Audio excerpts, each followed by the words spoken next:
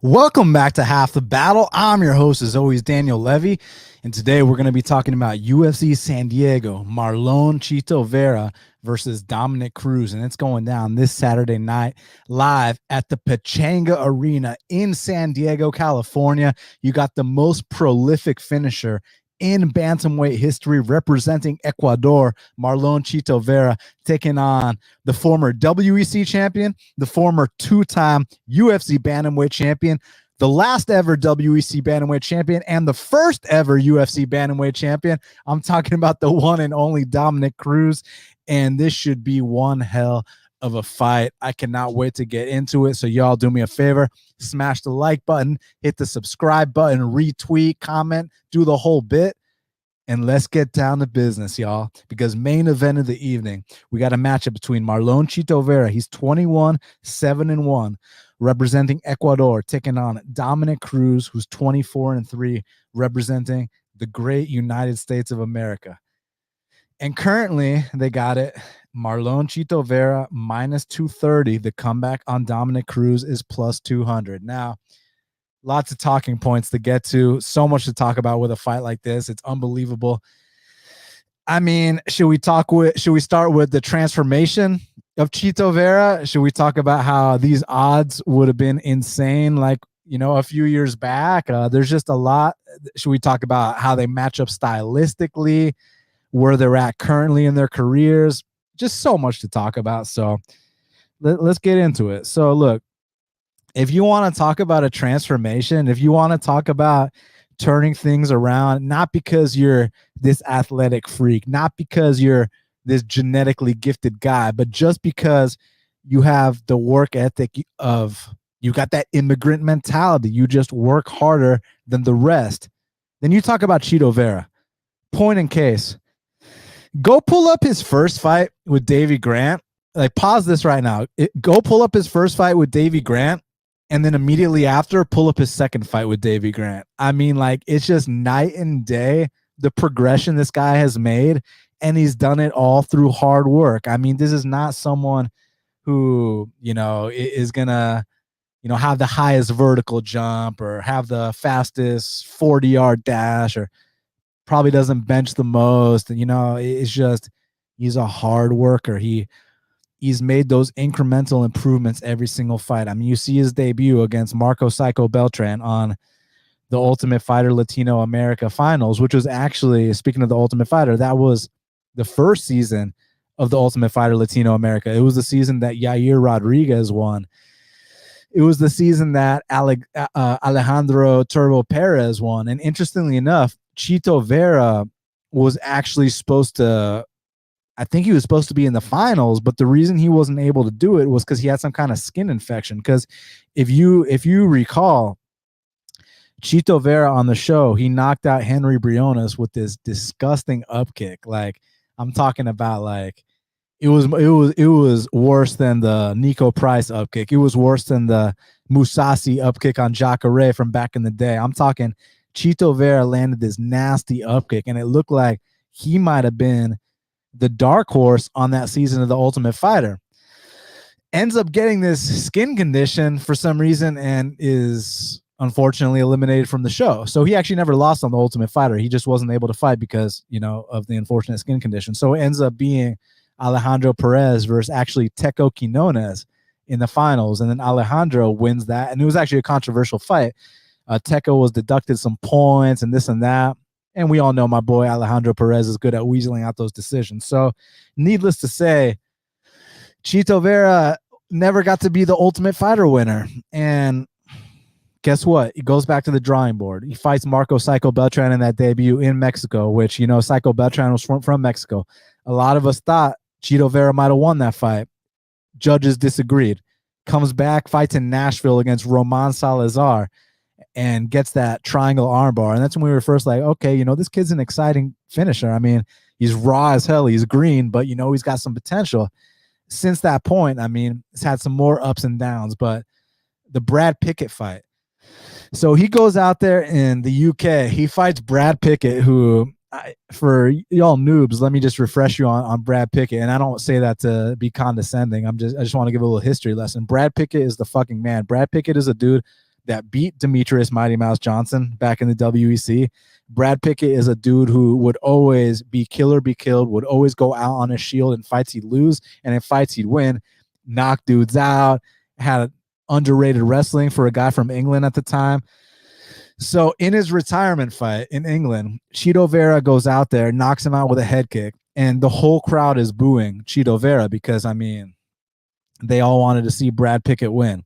And within 5 minutes of them booing Chito Vera out of the arena, he gets on the mic and he's like, guys, stop. Brad Pickett is a legend. Brad Pickett is a fucking legend. And the whole crowd immediately turned and loved Chito Vera from that point on. And he basically said in that speech that, you know, now he gets to feed his family, and he showed Brad Pickett all the respect he deserves. It's still one of the best post-fight speeches to this day. But that's when people started to kind of take note, right?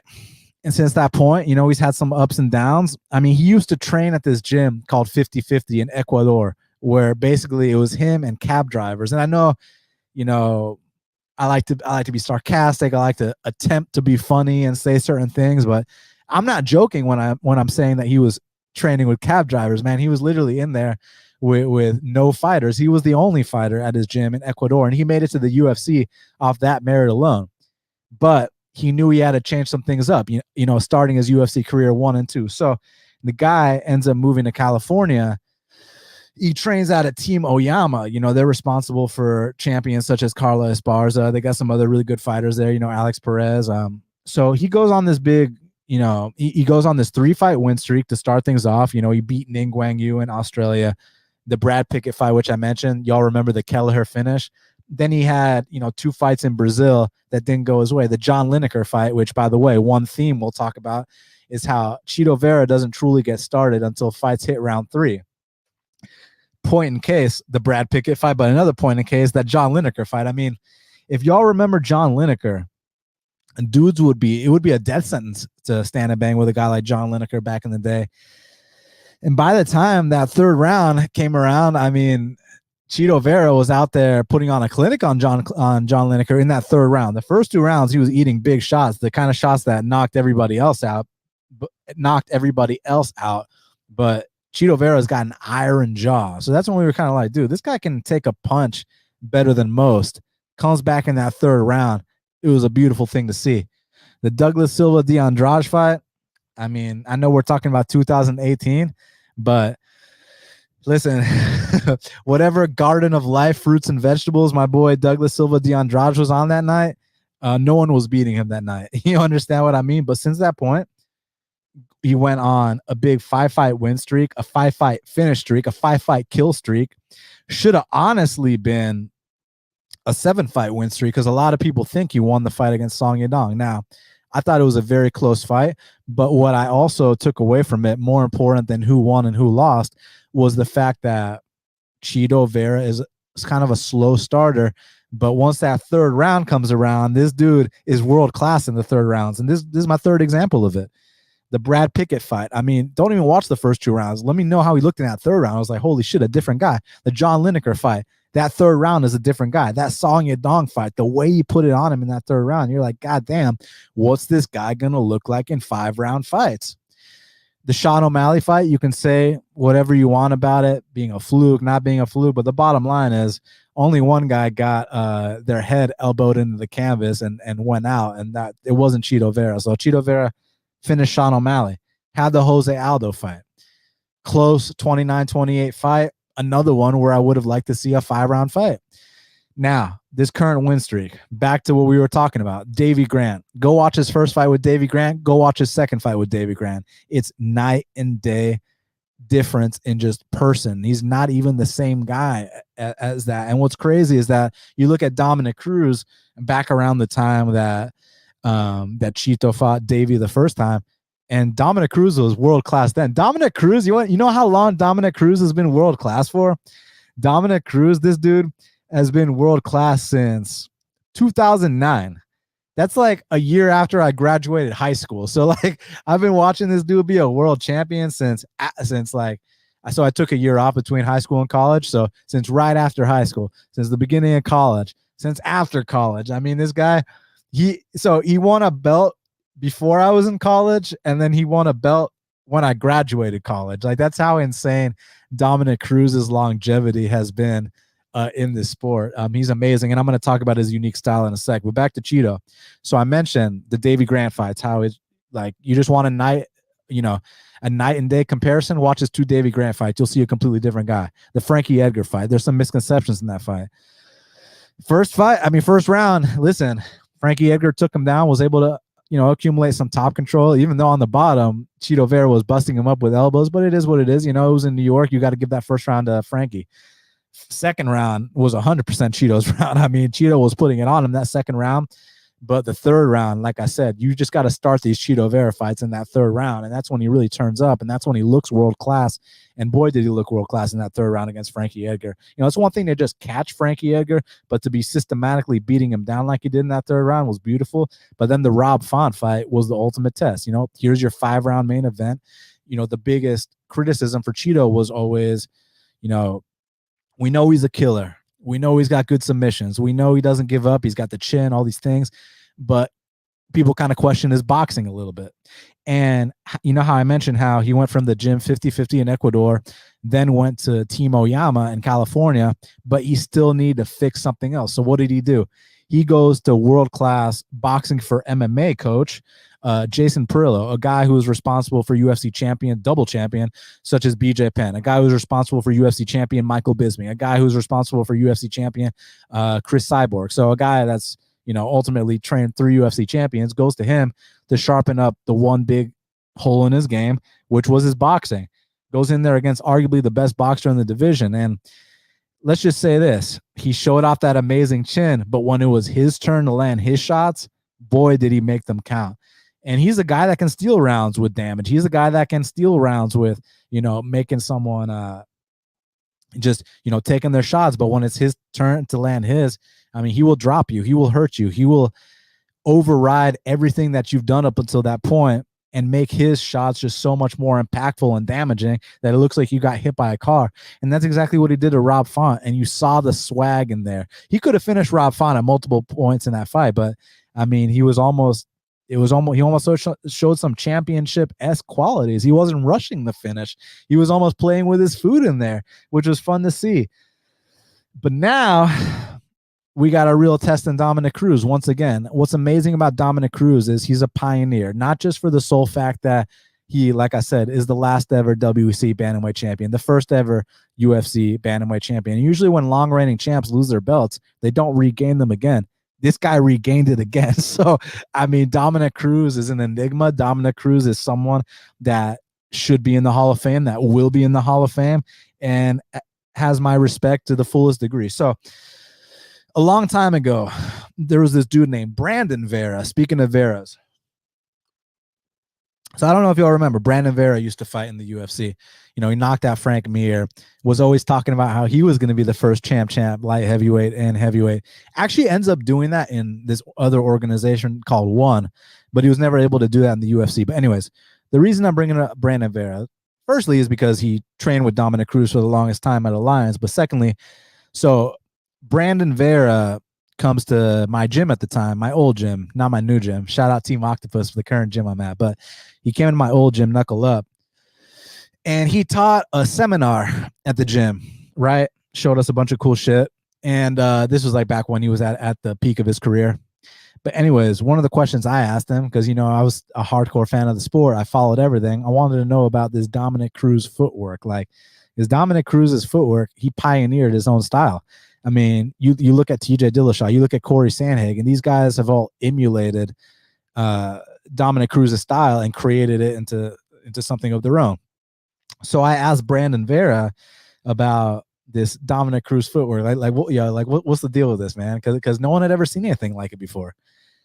So Brandon Vera tells me that Dominick Cruz, like after practice, would just literally be working on his footwork for 2 hours straight on the mat. And like dudes around the gym would be like, oh, what's this weirdo doing tap dancing on the mat? And let's just put it this way, a bunch of world championship belts later, and no one was questioning his methods anymore. And as a result, he's one of a kind. There's only one Dominick Cruz. You're not going to get a training partner to emulate his style. I mean, like I said, there's people that have tried to, take elements of it, like the TJ Dillashaw's, the Corey Sandhagens, but there's only one Dominick Cruz, and he's the innovator.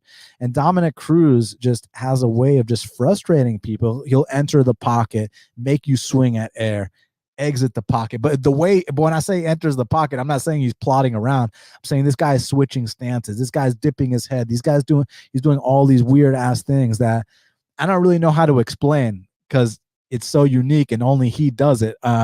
But basically, he gets guys mesmerized. He gets guys to start headhunting, and he's like a ghost. He's nowhere to be found. He'll feint the level changes. Then you start getting worried about that. And interestingly enough, that's when he'll plant his feet, and he starts actually throwing some big bombs. Now, he doesn't have the biggest power in the world, but, it accumulates over time, and it just frustrates guys when they're going 100% trying to take his head off, and the dude's still there dancing around them. It's like, God damn, like, what do I got to do to get this guy out of there? So that's why you can't headhunt against Dominick Cruz. You got to start by chopping down the foundation with leg kicks, with calf kicks, and eventually that's what will slow down the movement, and then you can start to go upstairs. And the reason I bring that up is because there's a good example. You watch the fight between Dominick Cruz and TJ Dillashaw the night when Dominick Cruz won his belt back, which is crazy. Like I said, you're a long reigning champion. You sit out for like 4 years or whatever with that torn ACL and all the surgeries, and long reigning champions don't often get their belts back. Like, that's just, I mean, there's some exceptions here and there, but for the most part, it doesn't happen, especially with that long of a layoff. This dude, Dominick Cruz, goes out there, plays the perfect game plan for the first 3 rounds, has TJ Dillashaw swinging and missing in air, has him completely frustrated, has these guys overconfident, even goes out there, level changes, hits a couple takedowns on the former D1 wrestler TJ Dillashaw. Now, we got to talk about the championship rounds, because this is a 5-round fight as well. But by the time the championship rounds had come around, TJ Dillashaw was starting to accumulate a lot of leg kicks, which were significantly slowing down Dominick Cruz, which is why Dominick Cruz lost the 4th and 5th round. And the reason I bring that up is because a guy like Marlon Chito Vera, he doesn't really rush things. And I felt like TJ Dillashaw was really rushing things against Cruz, the pioneer, in the early going. He was just so bloodthirsty, just trying to headhunt, just trying to get him out of there right off the gap, right off the jump, excuse me. But basically, by the time the 4th and 5th round came around, that's when Dominick Cruz was somewhat immobilized by the leg kicks that had been adding up to that point. So what I'm thinking here is, with a guy like Chito Vera, he's not just going to be headhunting from the jump. He's actually, that's why I said you don't need to really start watching Chito Vera fights until round 3. Round 3 is when they really start. And now that he's a 5-round fighter, like, goddamn, like, now, like, 5-round Chito is a very, very scary thing. So I think Chito needs to approach this similarly to a lot of his fights. I think he needs to, let Dominick Cruz frustrate you for the first 2 rounds. Let Dominick Cruz do his thing. If Dominick Cruz is going to land a couple takedowns, okay, let's not use too much energy. Let Dominick Cruz be Dominick Cruz for a round or 2. But what you need to do, if you're going to succumb the first 2 rounds, let's at least invest in calf kicks. Let's at least invest in body shots, so that when that 3rd, 4th, and 5th round do come around, I keep saying when it comes around and rolls around, trying to get my words not twisted up, but y'all understand what I'm saying. By the time the championship rounds approach, that's better, right? That's better. That's when the money needs to be in the bank. That's when all the investments need to add up, and that's where I think Chito Vera can say fuck it and go for it, because that's where I think Dominick Cruz is not going to be as much of a ghost and is not going to be as unhittable as he would be in the early going. So that's kind of my point here. Need little investments from Chito Vera in the early going that are going to pay dividends in the 3rd, 4th, and 5th round. And from there, I don't think Cruz is exempt from getting finished. The Cody Garbrandt fight. Now, while we might agree Cody Garbrandt, at least at the time, was riding super high on confidence, this is before he got knocked out every fight. He had very sharp hands, and that was a once-in-a-lifetime performance. The reason I bring that up is Dominick Cruz has been knocked down multiple times. The Henry Cejudo fight, even most recently the Pedro Munoz fight. So he can be hurt. And the difference between some of these guys and Chito is when Chito hurts you, He's got the most finishes in the history of this division. He is the most prolific finisher in bantamweight history. So I think when he finishes you, if he's up on the scorecards like he was in the Rob Font fight, then I think he might let you off the hook. But if he's down these first 2 rounds, because sometimes you got to succumb these first 2 rounds to Cruz, he's going to be very hard to find. So let's say we do succumb these first 2 rounds to Cruz.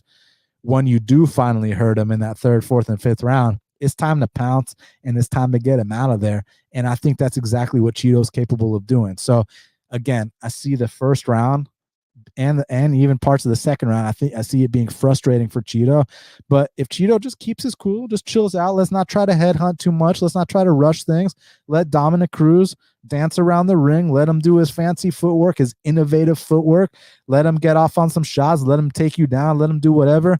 But when it's finally your time, when all the money in the bank's been added up, all those small investments on the calf kicks, on the body shots, and then we get in the clinch, we start busting them up with knees, with elbows, that's going to be the time to hurt Dominick Cruz and to either win rounds off damage or to potentially finish the great Dominick Cruz. So Cruz is going to land the more volume here.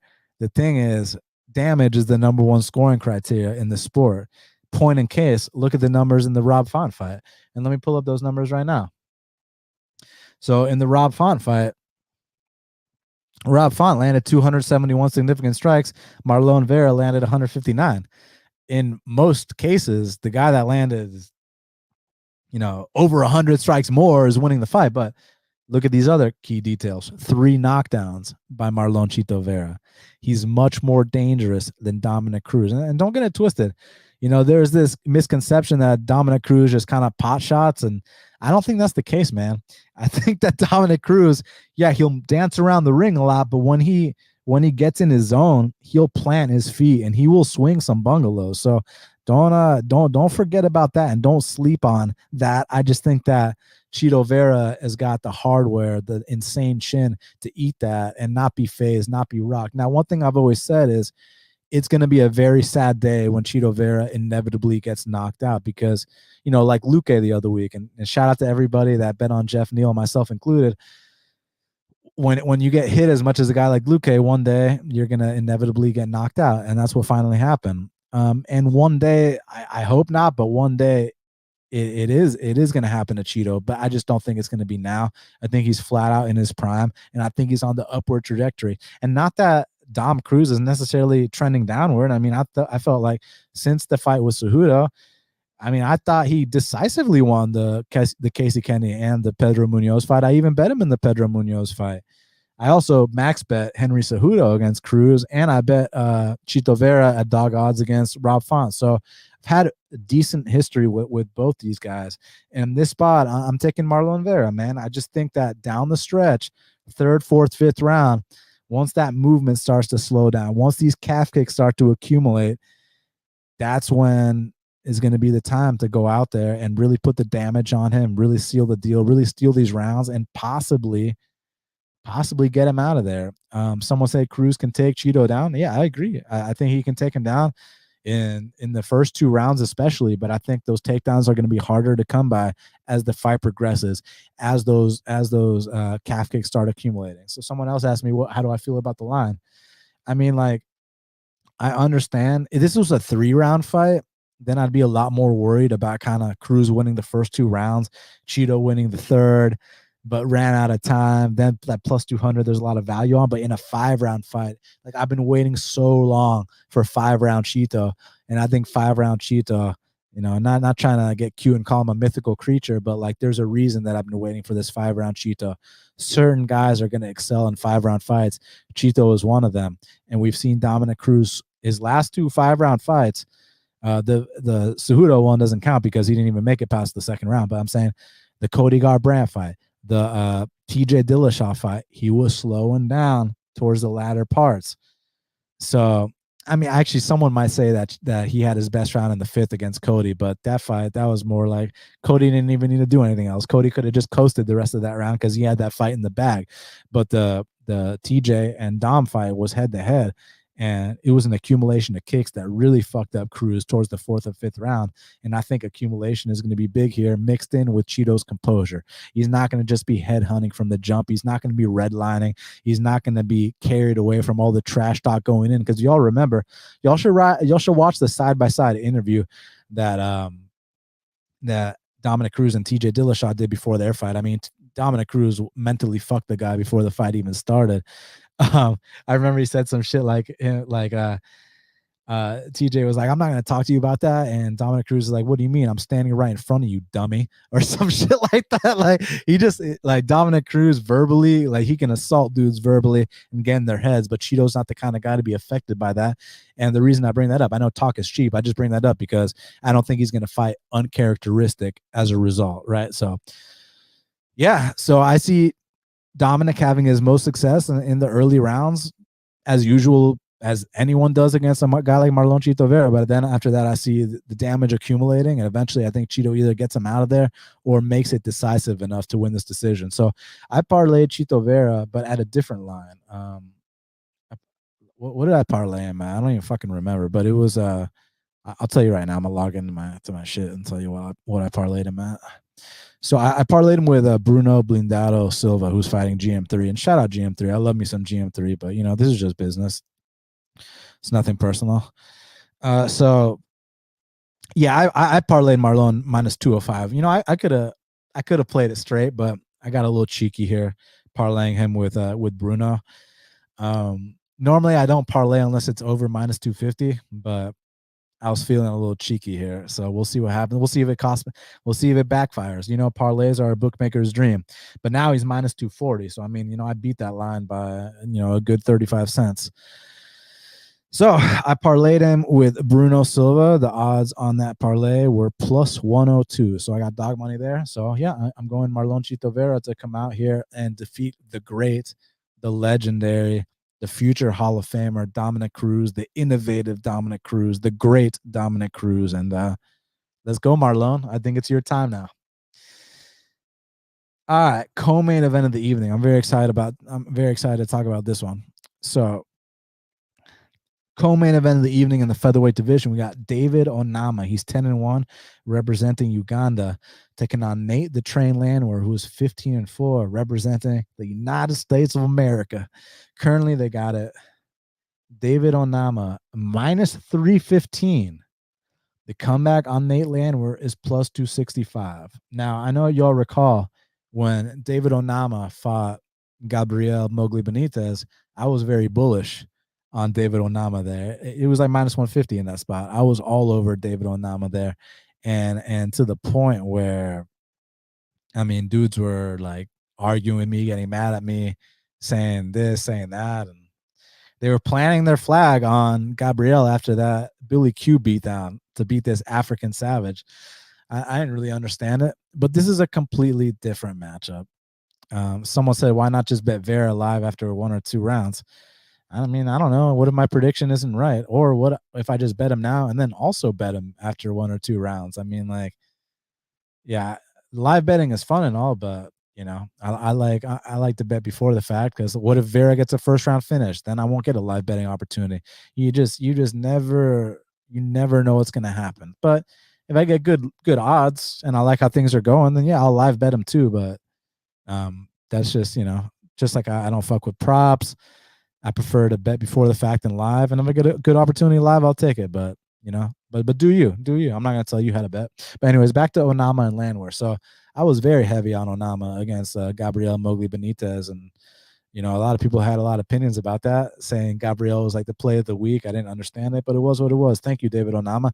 And I like Onama a lot. Look, I always talk about that African power. These African fighters can do things that other guys can't do. They possess a different kind of power, a different kind of athleticism. They got heart for days. I mean, look at Sodiq Yusuff. Look at Israel Adesanya. Look at Kamaru Usman. Even my boy Razak Al Hassan, when he's on his game, dude's scary. David Onama's scary too. David Onama's a stud. I think David Onama's got a very bright future in the sport. But I view this fight a little bit differently than I viewed the Gabriel fight. I felt like Gabriel, you know, his chin had been tested multiple times. He was coming off a brutal beatdown against Billy Q. He wasn't at the best place. I think he might have missed weight for the fight too. Like, Gabriel wasn't looking good. But Nate the Train, I don't think that Nate the Train is damaged goods at all. I think that if anything, Nate the Train is coming into his prime, whereas a kid like Onama, even though he can get away with a lot of things just because of his raw gifts, and when I talk about his raw gifts, his talent, his athleticism, I don't want that to seem like overshadowing his hard work and his determination, because the guy's a hard worker too. The guy's in there, putting in his time on the mat. So he's got that sweat equity too. So please don't make it seem like I'm making excuses for him because he's a superior athlete, that therefore, he's not working hard. The dude's a hard worker. And I think he's got a very bright future. My only thing is Nate Landwehr is a super experienced guy. Nate Landwehr is also not at the tail end of his career. Nate's a guy that was a former M1 champion in Russia, was beating Russians in Russia. It's been 5 rounds before. So this is different than the Gabriel fight, and one thing you got to take note about Nate Landwehr's 4 fights in the UFC. He comes into the UFC as this wild man, right? Like if y'all watch his promo video before the UFC, I mean, the guy's just crazy. He's wild. Gets knocked out in that UFC debut, survives a deep ass fucking, was it a Darce attempt against Herbert Burns, gets up and he starts going after him a little recklessly, got caught with a knee. Listen, a knee to the chin is going to knock anybody out. Next fight against Darren Elkins, felt no threat whatsoever from Darren Elkins, was literally fighting with his hands down, was like, hey Dana, you know what I mean? Like the dude was a wild man out there. Some people thought he lost that fight. I bet on him. It was what it was. He felt no threat from Darren Elkins whatsoever, that he fought him with his hands down. The Julian Erosa fight, that was kind of a weird one. He drops Julian Erosa right away, and then he gets dropped right away again with a knee. So a knee can knock anybody out. But I felt like in that Ludovic Klein fight, man, I felt like that was a big step in the right direction. He wasn't fucking around. He wasn't fighting recklessly. He had his hands up nice and tight, because the reason going into it, I was like, oh man, that head kick of Ludovic Klein is going to be there, was because I've been used to Nate fighting with his hands down, being crazy, being like, woo, and Dana, and during his fights. But he actually showed up. He was technically sound. He took it seriously, and he fought like a true vet against Ludovic Klein. Now, I'm not saying that David Onama can't knock out Nate Landwehr, because, again, when you're dealing with the African power can override technique in these spots. You know what I mean? Like, he can just get away with things that other guys can't get away with. But what I am saying is that if Landwehr doesn't die in this fight, you understand? If he doesn't die in this fight and he comes out here seriously, doesn't underestimate this kid, fights with his hands nice and high, fights discipline, can drag him into deep waters. I'm not saying he's going to break a guy like Onama. Onama's got heart for days. You saw that in the Mason Jones fight. But what I am saying is that I think that there's a chance that Nate Landwehr can kind of outvet David Onama. But again, it's contingent on him not getting sent to the shadow realm in, the first round or so. And I understand that's a distinct possibility. Like, David Onama is still very raw, still very green, but he can get away with so much because of his God-given gifts and his talent. And I think Onama's awesome. And I think Onama one day will be a top 15 guy. And I think there's still a chance he might knock out Nate Landwehr. But I'm low-key interested on these plus 265 odds on Landwehr here, to be honest with you, man. Like, I low-key think that if he can come out here, fight discipline like he did in that last fight, just show off your experience here, take him into those deep waters, mix things up, then I think he's got a chance. Look, obviously I'm worried. I don't like betting against Africans for the reasons I mentioned. Like, you won't catch me betting against Francis Ngannou. You won't catch me betting against Kamaru Usman until like they start dropping multiple fights, or any of these other guys, man. Like, they're just so gifted, or Sodiq Yusuff. Like, they're just different. But I just think that David Onama is super green, and it didn't matter in the Mowgli fight, but I think Mowgli's kind of damaged goods. I don't think Nate's damaged goods. I just think it's about Nate's approach. Again, if Nate wants to come out here cocky, hands down, woo, Dana, if he wants to do all that shit, then he's going to get knocked out. But if he comes out here hands high, fights smart, shows off that vet experience, has a couple tactics in the back pocket waiting for Onama, I think he might be live for an upset. So, look, I'm not as confident on Landwehr as I was on Jeff Neal, because with Jeff Neal, we had specific advantages. We were way faster than Luque, and Luque gets frustrated by guys with good movement that are faster than him, that are southpaws as well. So this one, I'm not as confident as I am on Luque, but I think that, again, I think that if Nate doesn't get deaded early on and doesn't just get, African powered here, I think Nate has the chance to make this an honest fight. And I think that Nate can turn it into that dogfight and possibly get a split decision win, possibly get a late submission like that last fight, like possibly just, hand this kid a setback, the kind of setback he's going to learn from, the kind of setback he's going to come back better from, and go into the top 15 one day. Because I do think Onama's got top 15 potential, 100%. It's just, you got to pay your dues, and Nate Landwehr has paid his dues. So Nate Landwehr comes out here with the right approach, and I'm willing to take a shot on these plus 265 odds and see what happens. Again, I know the risk here. I know what we're up against. I know the kind of talent we're dealing with on the other side. And I fully accept the fact that my guy might get knocked the fuck out. So I get it. But my gut is telling me that Nate has a chance to turn this into that gritty dogfight and just show off that vet experience, have those tactics waiting for him, take me into deep waters, and show the kid a thing or two. Give him a vet lesson, the kind he'll come back better from. So I'm gonna take Nate Landwehr for these plus 265 odds. Pray that we don't get launched into the shadow realm in the first couple minutes, and we'll see what happens. So yeah, I'm gonna go with Nate the Train here. But again, I understand the the variance factor in a fight like this. Like, he might get knocked out in the first 30 seconds and everything I said goes out the window. So, but I think that one scenario could possibly be a close split decision type fight. And if it is one of those, if it is this back and forth war, like the one he had with Mason Jones, then there's value on this plus 265. So, I wish I was clairvoyant. I wish I knew what was going to happen. I wish I knew, hey, if you're going to get knocked out early, then I'm not going to take these odds. But if I know that Landwehr is going to fight with those hands nice and high, is going to approach this the right way, clinch this guy up, tire him out, and use those vet tactics, then there's a chance we can get this. So I'm going to roll the dice and take Nate Landwehr here. And Onama will 100% be back. No, Onama will be a top 15 guy one day. I truly believe that. Now, featured bout in the middleweight division. We got Gerald GM3 Meerschaert. He's 34-15, taking on Bruno Blindado Silva, who is 22-7. Currently, they got it Bruno Blindado minus 280.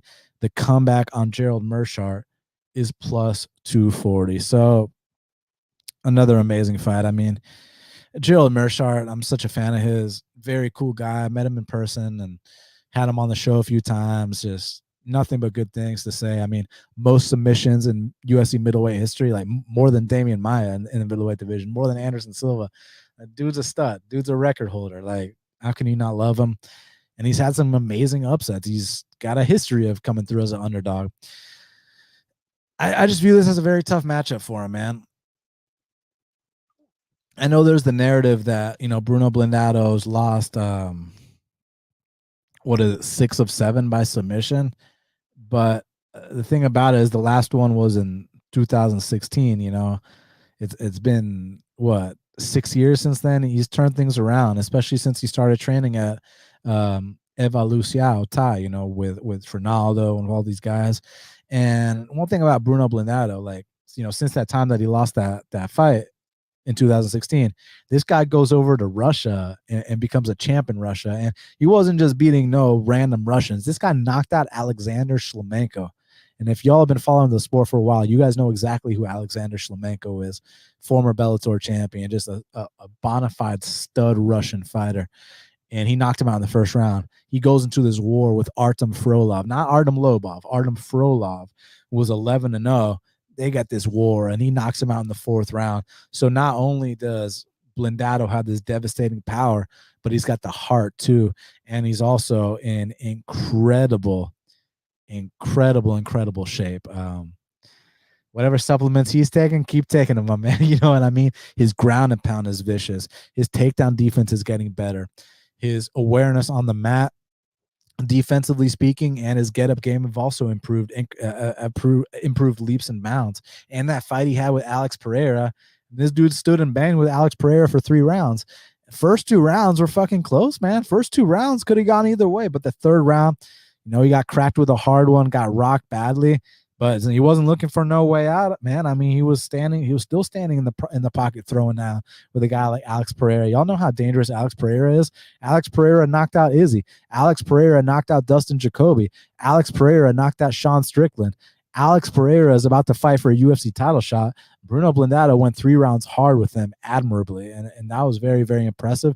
And I think here with GM3, GM3, if you get carried away, you take him to the ground, or you start getting tired, that's when he can get off on some opportunistic submissions. But if you look at like his upset win against Floyd Mayweather's kid, Muradov, there's a big difference between how Muradov fights and how Bruno Silva fights. Muradov kind of likes to keep it on the outside, kind of likes to keep it pretty.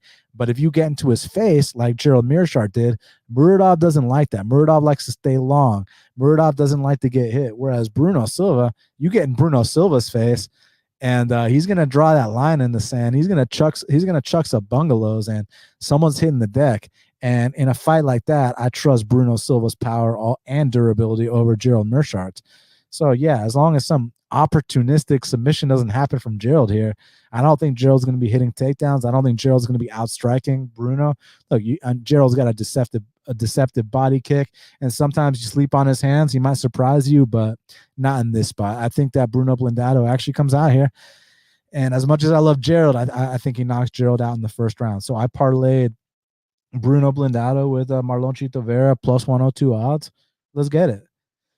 So before I talk about Devin Clark versus Azamat Murzakanov, everybody do me a huge favor. Smash the like button, hit the subscribe button. If y'all got any questions for me, let me know.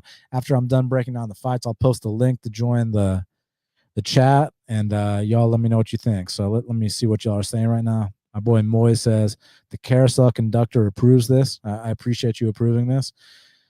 Colby Chaos says he wants to see me and Cody Saftik do a show together. I agree. I've actually approached him about it back in the day. I thought that me and him would be a great duo because we'd argue, which is what the fans want to see. The fans want to see debates, and we won't be afraid to back down from our stances. So if y'all want to see me and Cody Saftik, then hit him up and let him know. I think that that's what the fans would want to see, because it'd be two strong hosts. It wouldn't be one strong host and one, whatever host. And I'm not taking shots at anybody. I'm just saying in general, me and Cody would be two very strong hosts, bullheaded guys that are not going to back down from our stances, that are going to entertain the fans, are going to go after each other. Like, I think that's what the fans want to see, right? So if y'all want to see me and Cody Saftik, y'all let him know that. He says that would be a dream team. Yeah, tell him, let him know. My boy Couch Warrior in the house. What's up, buddy? Gilzino says best analyst on YouTube. I appreciate that, my man. Locker Room says I got the best hat on the internet today. Yeah, you know what I'm saying? Go Braves, go Braves. All right. Yeah, I mean, I think the rest I pretty much addressed. Okay.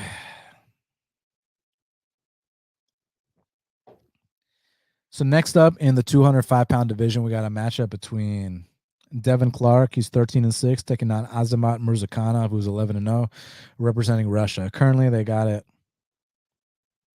Azamat Murzakanov minus 145. The comeback on Devin Clark is plus 125. Big Bird UFC said Dan can take me to sleep. Well, you mean you calling me boring, or are you saying that? Or are you a chick? And like, what do you mean by that? So, anyways, as far as Azamat and Devin Clark are concerned, listen, I've never been the highest on Devin Clark. He's the fact that he stuck around the UFC this long, got to give him credit for it. But the guy's kind of spastic. He'll kind of blitz you with his chin straight up in the air. He can grind guys, though. He can push a pace, and you start to gas out on a guy like Devin Clark, you can definitely grind out decisions. But I think there's some misconceptions about Azamat Murzakanov, especially that last fight. People say it was a comeback fluke win, and no, it's not. Two judges had him winning the first round, and that means that, and he lost the second round. That means it was 1-1 going into the third round on two scorecards, and clearly he dropped. And clearly he dropped Tefan in that third round. So doesn't that mean that had that gone a decision that Murzakanov would have won? If it's 1-1 going into the third round, you drop the guy in the third round. Let's say the ref doesn't stop it. I mean, that's your round. That's a decision win for Murzakanov. So this whole comeback finish talk is complete bullshit. Do not listen to what people are saying about that. That is completely categorically false. It was 1-1 on two judges' scorecards, and Murzakanov finished him in the third. Not to mention, that's a completely different matchup. Tefan is, Tefan's got that striking background. Tefan isn't going to push you up against the fence, kind of, like Devin Clark is looking to do. And not to mention, man, the difference here is that Azamat was trying to take down a guy like Tefan, whereas here, I think it's going to be him, looking to stuff takedowns, looking to light up a guy like Devin Clark. And yeah, is Azamat a little smaller for the weight class? Yeah, but he's got speed and he's got big power. I mean, he's knocked out some legit guys outside the UFC. I mean, knocked out Andre Muniz in under a minute. He beat Mateus Sheffield on Contender Series, the dude who's fighting in the semifinals for PFL, could potentially win $1 million. So he's knocked out some legit guys. So I know a lot of people are on Clark here, and I understand why on principle, but I think there's a lot of misconceptions about that last Murzakanov fight. I think he performs better here. I think his speed's going to be too much, and I think he comes out here, and I think he knocks out Devin Clark. So give me Murzakanov for the win. Now, man, some of these next fights, it's like, what is going on, y'all? But anyways, next up in he said, what do you know about Russian karate? That's funny. Honestly, I wouldn't mind just putting the link in here and letting y'all join me now, because like some of these other fights, like, I mean, do y'all want to hear me talk about these other fights? Here, I'll post the link.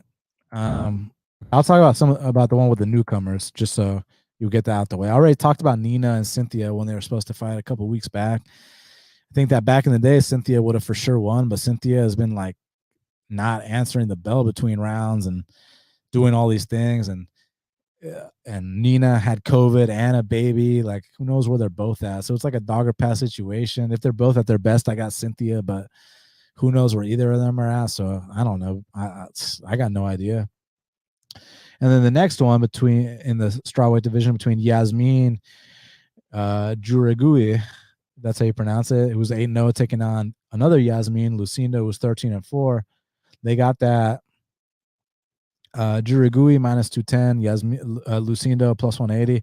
That's like a striker versus grappler matchup. Juragui is like, she's very aggressive on the feet. She's knocked chicks out, which is something you don't often see in the strawweight division. So on the feet, I think she's got a clear edge with her aggression, with her speed, with her power. And on the other side, Lucinda's beat UFC vet. She beat Sarah Froda, who actually knocked out Viviane Araújo back in the day. Lucindo can chain takedowns, can get on top. So that's her path to victory. So it's like, where's this fight going to take place? On the feet, Juragui is going to light up Lucindo, but on the mat, Lucindo might grind out or submit Juragui. So I don't fucking know. I really don't know. I have no idea. I guess I'll go. Shit, I really do not know. Like, if you can tell me where the fight's going to take place, then I can pick a winner. But I guess since we're talking like this, I'll go Lucindo, because since I'm not obvious about the favorite, I'll go with the dog. But the dog can only win taking this fight to the mat. If not, she's going to get lit up, possibly knocked out standing. But I don't know. Maybe y'all got a better read on that. Heavyweight division, we got Lukas Brzeski, who's 8-1, representing Poland, taking on Martin Budet, who is 10-1, representing Slovakia. That's what's up. So we got another Slavic here, because, Ludovic Klein was the first. Currently, they got it Martin Boudet minus 260, Lucas Brzeski's plus 220. So I think Martin Boudet is a real heavyweight. This is a dude who comes out here, weighs in 265 pounds, probably has to cut to make the limit. When this guy pins you up against the fence, brutal knees, brutal elbows, and he imposes his will, he imposes his size. He lets you know what a real heavyweight feels like. And with Lucas Brzeski, it's kind of goofy in there. And also, he's like 230 pounds, he might be able to drop to 205, failed a drug test for his last fight. So I don't know what he's going to look like here. So give me the real heavyweight, Martin Boudet, in that one. Someone said, what do I feel about Cynthia quitting on the stool last fight? I mean, you know what I feel. She's not the same fighter she once was. She doesn't want it like she used to. It's just on the other side, I don't know if that fighter wants it either. So to me, that's a clear pass, unless you feel like you have an edge. So, yeah. Now next up in the 155-pound division, we got a matchup between Gabriel Mowgli Benitez. He's 22-10, taking on Charlie Ontiveros, who is 11-8. Currently, they got it Gabriel Mowgli Benitez minus 350, Charlie Ontiveros plus 280. So I mean, this is a spot where it's like Gabriel should win. Gabriel should whoop this dude's ass. Gabriel should break this kid. It's just that Gabriel was coming off a brutal beatdown against Billy Q, like a life-changing beatdown, and then got knocked out in the first round of subsequent fight. Now, granted, Billy Q and David Onama levels above Ontiveros, but the thing about Ontiveros, it doesn't have the heart of a champion, is not the toughest guy, doesn't have the best ground game, but like the guy can at least strike for a couple minutes. Like, both his UFC opponents were forced to take him down. Like even Kevin Holland didn't want to stand with him. Even Kevin Holland took him down. Even back in the day, Jeff Neal took him down. So like in the first couple of minutes, Ontiveros has a chance to knock out Gabriel Benitez. But if that doesn't happen, then I definitely think the Mexican heart of Gabriel and the UFC experience, that big body kick, the punches, everything, I think he's gonna break Ontiveros down the stretch. But you got to be aware that in the first 2 minutes, Ontiveros could possibly knock him out. But that's it. That's the only chance he has. Ontiveros is not winning no battle of wills. Ontiveros is not getting no wrestling going. Ontiveros is not gonna, break anybody in there. He's got to either knock you unconscious or he's losing the fight. Period. So for that reason, I got Gabriel. Just not in a rush to lay odds like that on him at this point in his career. Now, next up in the flyweight division, we got a matchup between O'Day Osborne, he's 11-4, taking on Tyson Nam, who's 20-12. Currently, they got it O'Day Osborne minus 245. The comeback on Tyson Nam's plus 205. And my boy VT said, "Sup, bro? Third week in a row tuning in. I appreciate you, VT. That means a lot, man. It's cool. It's cool that we got some new people in here, man. Not just the regular crew. And I love my regulars. Don't get me wrong, but it's fucking awesome to have you back here for a third week in a row. And if you just got here, just scroll back to the beginning because we talked about the better fights at the beginning. But anyways, here with O'Day, I love O'Day Osborne. He's really badass. He was my favorite member of that season of Contender Series that he was on. He's usually known for dudes take him down. He's submitting guys off their back, but now you're starting to see his striking a little bit more. He's very long. He can get away with a lot of unorthodox things just because of the physical tools that he brings to the table. A very big flyweight. Used to fight at bantamweight. The fact that he's making flyweight is pretty impressive. And with Tyson Nam, we know exactly what he brings to the table. One of the heaviest hitters in flyweight history. It's just that, I mean, do you guys remember back in the day when he knocked out Eduardo Dantas? Like knocked out Ali Bagautinov with like a second left. Like this dude, Tyson Nam can crack. Here he's coming off a knee surgery. So basically, Tyson Nam is knockout or bust. And O'Day has been knocked out, so possibly that could happen. But the volume is just not there with Tyson Nam. That's my issue. Tyson Nam's volume is really, really on the lower side. He's knockout dependent, but the knockout power is there. So O'Day Osborne is going to be winning this fight until he gets his arm raised or until he gets caught. But I'm going to say he gets his arm raised. So give me O'Day Osborne to come out here and win a decision. And next up in the bantamweight division, we got Yusuf Zalal 10-5 taking on Damon Blackshear, who's 12-4. Currently, they got it Yusuf Zalal minus 125. The comeback on Damon Blackshear is plus 105. So Damon is an interesting guy. He's very, very talented, very, very athletic, very unorthodox, can do things other guys can't do. I know he lost the fight to Chris Moutinho, but if you watch that fight, like, he was so fucking green back then. It was like over 4 years ago. He's come a long way since then. He's still green, but like, he's got a lot of talent. He's got a lot of athleticism, and he can do things that other guys can't do. Like I've seen him go like flying knee and turn that into like a back take and then choke some dude out. And like, he's got unorthodox kicks. He's got a funky grappling style. Kind of reminds me of like a green Aljamain Sterling a little bit. Very talented kid. Yusuf Zalal is a guy that's been paying his dues. Yusuf Zalal kind of likes to circle around the cage, mix in takedowns, a lot of kicks. You shoot a sloppy shot on him. He's got his Darson Anaconda series going. He's fought. Now, listen, Damon's fought some good competition for outside the UFC standards, for sure. Definitely paid his dues outside the UFC. But Yusuf has paid his dues inside the UFC. We're talking about a guy who won the third round against Taporia. Last 3 fights, against Choi, against Woodson, like those are some very tough tests, man. So I lean Zalal. My only thing is my only thing with that is that like if you give me the best version of both guys, like the prime finished product of Damon Blackshear, I think that he can beat Yusuf Zalal. It's just I'm not sure if he's quite ready yet. Paying your dues counts for a lot in this sport. Yusuf Zalal has paid his dues, and Yusuf Zalal's back is up against the wall. So I kind of lean Zalal, but like a kid with Damon's talent and athleticism can make big leaps in small amounts of time and can come out here and surprise you. So it wouldn't surprise me. And there are a lot of holes in Zalal's game, especially related to the takedown defense part of things and kind of lower volume on the feet. So I don't know. It's close. But yeah, I'm gonna go Yusuf Zalal by split decision. But look out for Blackshear. He might be something one day. And then the last 2 fights, Witt and Quinlan and Lipsky and Cachoeira. Just listen to last week's breakdown. I broke them both down last week, so I don't really got much to say. My opinions haven't changed on both. I thought that the Lipsky fight was a dogger pass situation. This Lipsky's probably more technically sound, but Cachoeira's got bigger heart, and Cachoeira can, get away with things, with her power, with just wading through big shots and just breaking opponents. Lipsky has been broken before, so I see it as a dogger pass, but I don't know if I'm going to bet it. And then Quinlan and Witt, Quinlan's been injecting needles in his ass again. Anyone can knock Witt out. Witt does not have the best chin, but if Witt for some reason does not get knocked out, then I think Witt probably grinds this guy out. So it's just dependent on Witt's chin. Oh yeah, I skipped Godinez and Hill. I mean, are y'all ready to see Angela Hill cry robbery again when she loses a clear decision?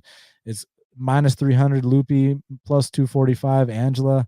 Not in a rush to lay no minus 300 on Loopy, but I mean, she's got a clear edge here on the mat. If she decides to bang with Angela Hill, then it's probably going to be another one of those close fights. But if she's able to get off on these takedowns, then I think she can come out here and grind out Angela Hill. So yeah, give me a Loopy Godinez to win a wrestling-based decision. All right, y'all. So I'm going to talk about the fight to watch and the fighter to watch. But y'all, I posted the link to join the call here in the chat. So if y'all want to join and ask me anything, roast me, grill me, fucking tell me your bets, concerns, life advice, whatever the case may be, feel free. The link's in there. I'm going to tweet it out real quick. Here is the link to join.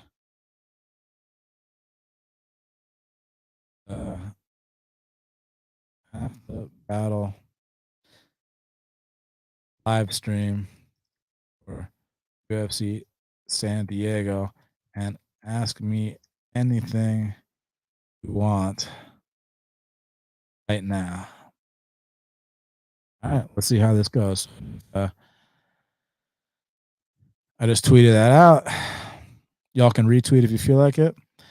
And then again, I'll post the link in here one more time. So,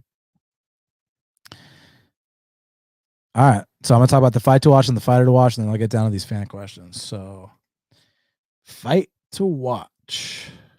I mean, like, listen. Besides the main event, I think the fight to watch has got to be the co-main event between Nate Landwehr and David Onama. Look, David Onama, some people consider to be a blue chip prospect. A lot of people think he might be a top 15 guy. He represents these African fighters which are taking over the sport. The guy's got immense power. He's got heart for days.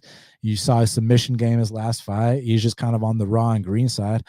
And Nate Landwehr, ultra ultra tough, gritty, durable veteran, and showed a much safer approach in his last fight, which gave him the best performance of his career. So I'm curious to see if Nate Landwehr's got any vet tricks in store for David Onama. So for that reason, Landwehr versus Onama is my fight to watch.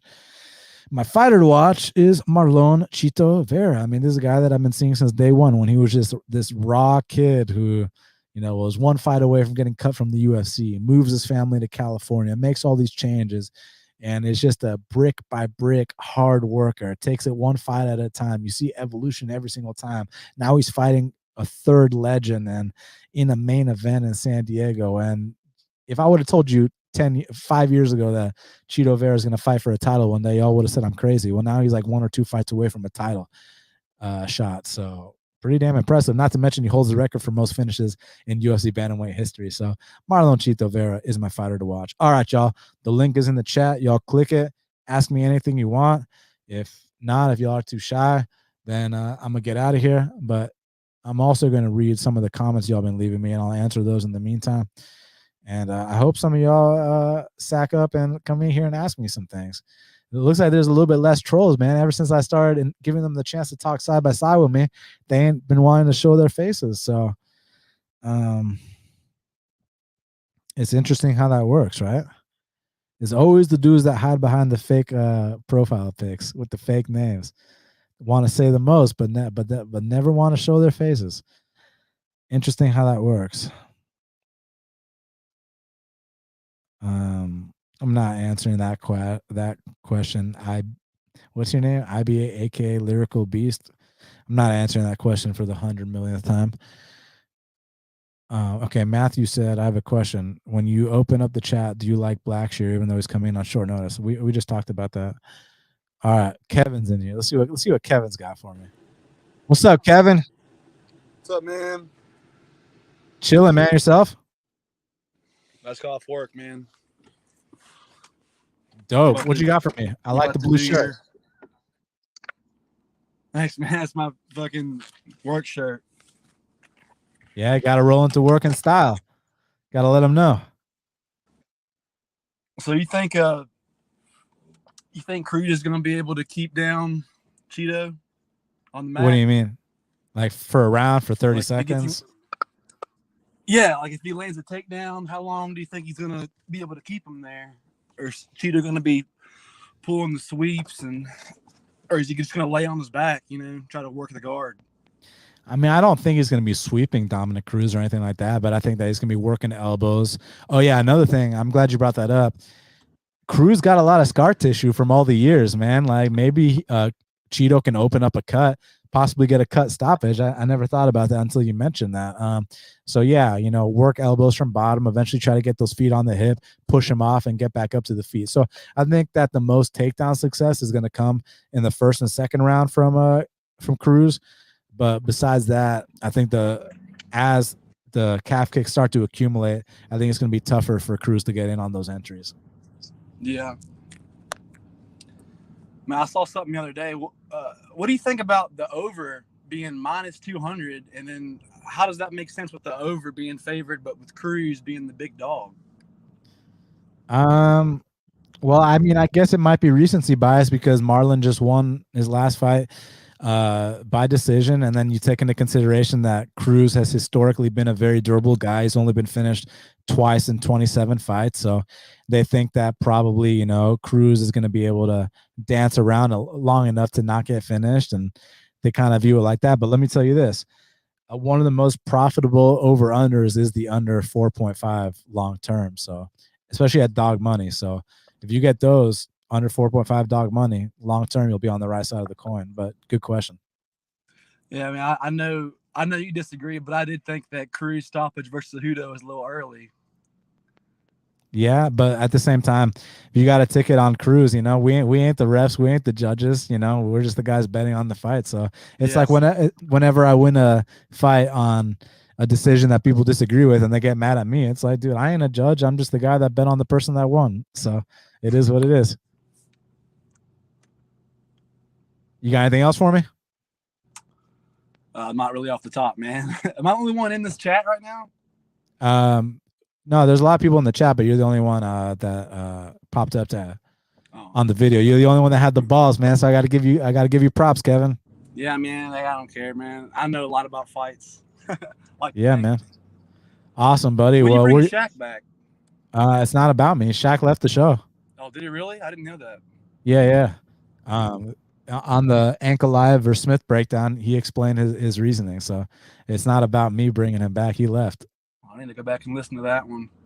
Yes, sir. Y'all still on good terms? Yeah, we're on good terms for sure. Wish him nothing but the best. Awesome, bro. Well, I appreciate you, man. You have a good day. Where are you from, by the way? Abingdon, Virginia, man. Okay. We ain't too far from each other. I'm in Atlanta here, so that's what's up. All right, Kevin. Well, I appreciate it, man. You take care. All right, man. You too, man. Peace. All right, buddy. See ya. All right, that was Kevin. Cool ass dude. All right. So last call. Anybody else wants to jump in here? Ask me anything. Don't be shy. Now's the time. Last call. And if not, then I'm gonna get the fuck out of here. So I really appreciate y'all being here with me. It's been a lot of fun. You guys know where to follow me. Best Fight Picks on Twitter. Renee said, one day I'll have a good question for you. It doesn't even have to be a good question. Maybe you just want to, express some thoughts. Okay, we got one in here. We got Big Bird in the house. What's up, Big Bird? Yo, what's up, man? I'm driving right now, so I'll keep it quick. Okay. But I do have one question I want to ask you. Sure. So I assume you tape fights all the time. So when you're taping fights, I know like for lower level fights, it's a lot easier to like point out what's the skill sets and the flaws. But like when it comes to higher level fights, what do you look for in the tape? I mean, honestly, the same stuff you look for in any fight. I mean, you want to see what their defense is like in terms of striking defense. You want to see what their takedown defense is like. If they get taken down, you want to see, do they get held down? Are they attacking submissions? Are they looking to get back up to their feet? You want to see the level of competition they've been up there against. You want to see how well do they eat shots? Is their chin good? If they do get cracked, do they have the heart to recover, or do they get discouraged? Like, just all the same things, like so many boxes to tick, like when you're looking into the different qualities of a fighter.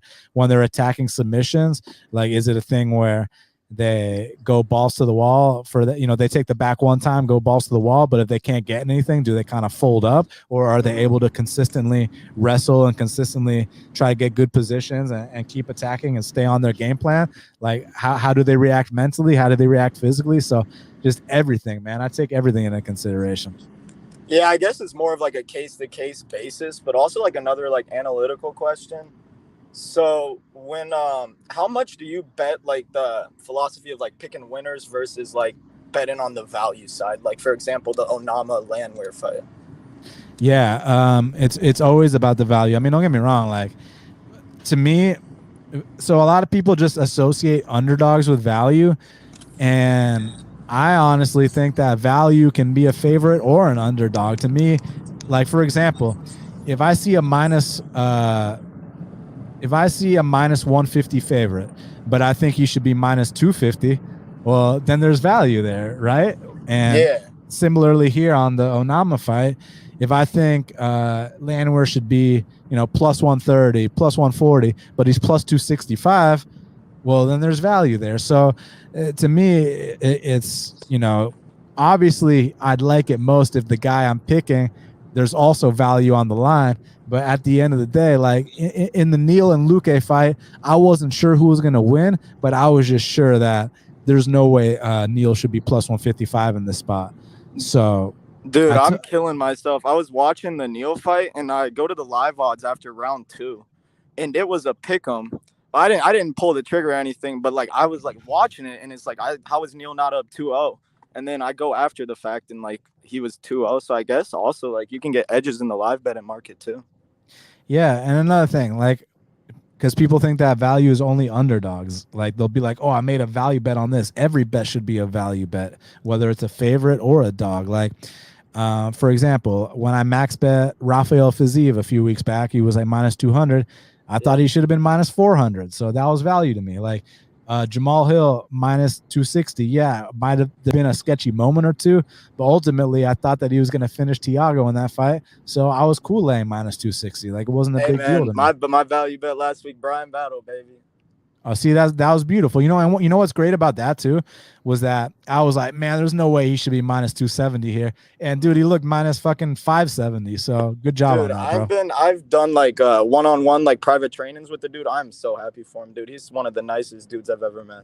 That's awesome. That's great to hear, and great job on that bet, man. Because I definitely didn't have conviction there, and he did the thing, man. So that's Hey, awesome. I'm not gonna lie. I don't know if it was the drinks talking to me last weekend, but I had my hedges on Sato by KO. I placed that shit last minute. As long as you came out on top, that's all that matters. Yeah, that's true. Do you believe in like the idea of hedging too? Because I've like noticed some people like don't like it because you're losing value, but then in a sense we're in it to make money. So I mean, you kind of have to cover your ass. Yeah, I mean, listen, if you can capitalize on those big line moves, then at the end of the day, this game is about making money. And if you can guarantee yourself money, there's absolutely nothing wrong with that. But at the end of the day, 100%. I don't do it as much because I let my ego get in the way and I say hedging's for pussies. But don't listen to that. That's just talk. I mean, at the end of the day, if you can guarantee yourself money, do it. Okay, yeah. I'll also say one more thing since we're on the topic of hedging. Bovada, for anybody that's Bovada, they have the over 1.5 on the Cynthia Calvillo fight at minus 260, and the over 2.5 is minus 240. So I think they messed up the line there. I parlayed the fuck out of that. Nice. Just be careful. Just be careful because sometimes they'll kick you out for doing shit like that. But hey, as long as you're not going too crazy, you should be good. So hell yeah, I appreciate you, buddy. They honored Oh no, I'll say one thing though. They're not gonna cancel it. They honored a Ricky Simone plus 2,000 by decision. It didn't cash, but they still honored it. So hopefully they do. Yeah, hopefully they do. All right, man. You take care. All right. All right, nice talking to you, Dan. Have a good one. Likewise, man. See ya. Got my boy B Rip in the house. What's up, B Rip? What's up, Dan? Man, I'm a big fan of all the breakdowns, but I just wanted to hop in real quick to compliment you on the shirt. Love the shirt, man. Corn. I got my Rob Zombie on right now, so I'm all about it, man. Hell yeah, man. Korn is one of my all-time favorite bands. Saw them for the first time like in 2002 and then saw them as recently as like last August or something. So yeah, I fucking love Korn, bro. Love them. Yeah, love right them. on, man. I know you're big into the drums and too that you're talking about in one of the previous breakdowns, bro. So that's pretty awesome as well. Yeah, you play music? I play a little bit of bass, but you know, I'm more like a punk rock basser. Like just like slamming this chords and stuff. No real like technique or anything to it. Kind of more like a Sid Vicious. I just like to slap around to have some fun, you know. You play with a pick or with fingers?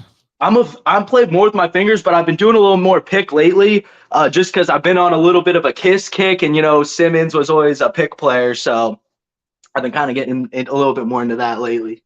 That's what's up. It's good. It's good to do both. It's good to do both. Yeah, right on, man. Well, I know you're probably trying to get out of here, so I just wanted to say, man, I love the breakdowns. Keep up all the great work. I never miss a show, man. Appreciate you.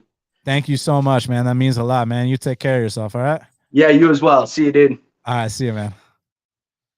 That was cool, man. It's really awesome when y'all join in here. It means a lot to me. So, guys, thank y'all so much. This is the last call. If anybody else wants to say anything to me, the link is in the chat. But if not, I'll say my parting shots and I'll get out of here. So, I already talked about the fight to watch and the fighter to watch. Y'all know what to do. Hit that like button. Hit the subscribe button. And also, if you got something out of this show or out of the other shows, tweet it out. Let people know, man, because I don't got no big website backing me. It's just me and y'all. So if y'all want the show to grow, I need y'all's help. So hit the like button, hit the subscribe button, comment, share, retweet, all that stuff. And then also, I only see notifications from people I follow on Twitter. So if I don't follow you and you've been sending me stuff, it's not because I'm ignoring you. It's just because I don't see it. So if you send me a DM, I'll see that. So feel free to do that anytime. Y'all know where to subscribe to the show: YouTube, SoundCloud, iTunes, Stitcher, wherever the fuck podcasts are found. Half the Battle is there. Spread the word. Thank y'all so much. Follow me on Twitter at Best Fight Picks.